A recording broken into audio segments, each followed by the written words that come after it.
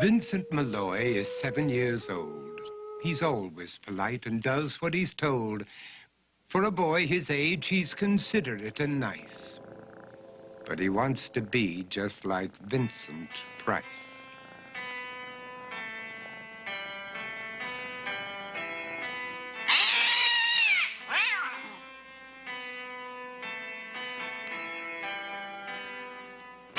He doesn't mind living with his sister, dog, and cats, though he'd rather share a home with spiders and bats.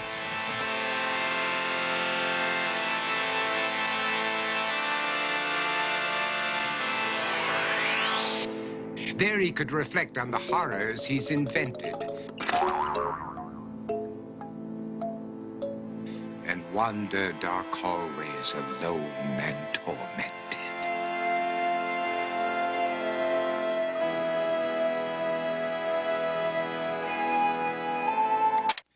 Vincent is nice when his aunt comes to see him, but imagines dipping her in wax for his wax museum.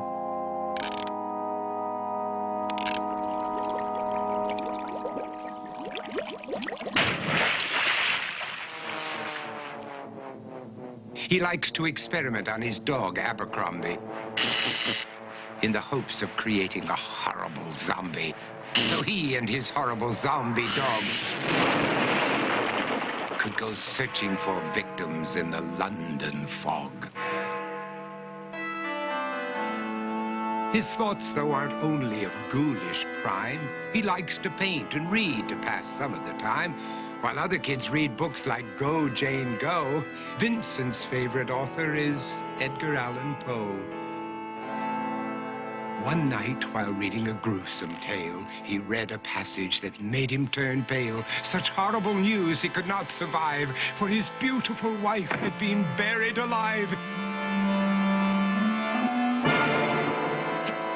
He dug out her grave to make sure she was dead, unaware that her grave was his mother's flower bed. His mother sent Vincent off to his room. He knew he'd been banished to the Tower of Doom, where he was sentenced to spend the rest of his life alone with the portrait of his beautiful wife. While alone and insane, encased in his tomb, Vincent's mother burst suddenly into the room. She said, "If you want to, you can go out and play. It's sunny outside and a beautiful day."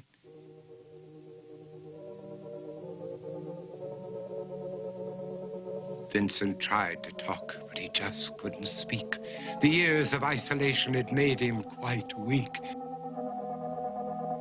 So he took out some paper and scrawled with a pen, "I am possessed by this house and can never leave it again."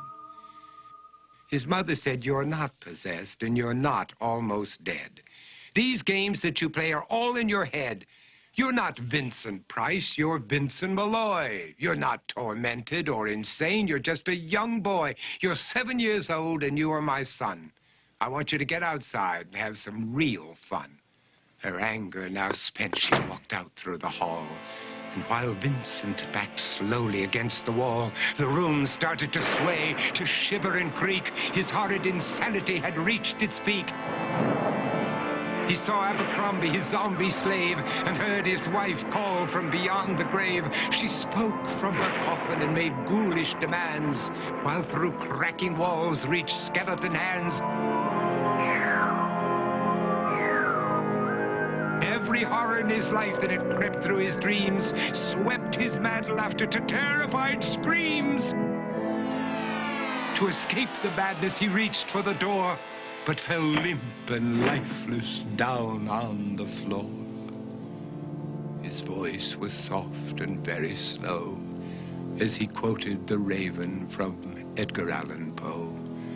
"And my soul from out that shadow that lies floating on the floor shall be lifted nevermore."